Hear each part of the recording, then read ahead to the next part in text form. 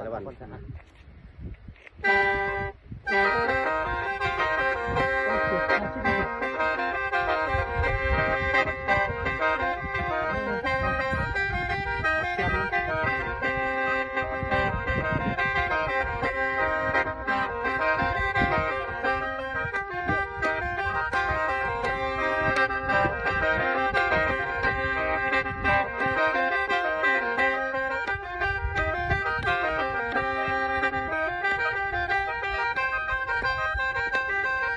ลำตังไว้ก็เลยตังไว้เลย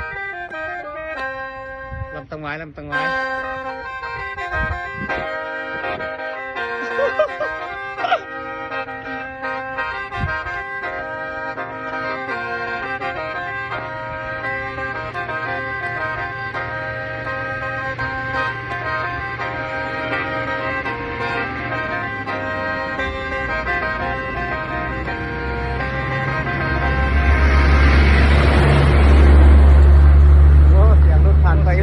เสียงรบกวนโอเค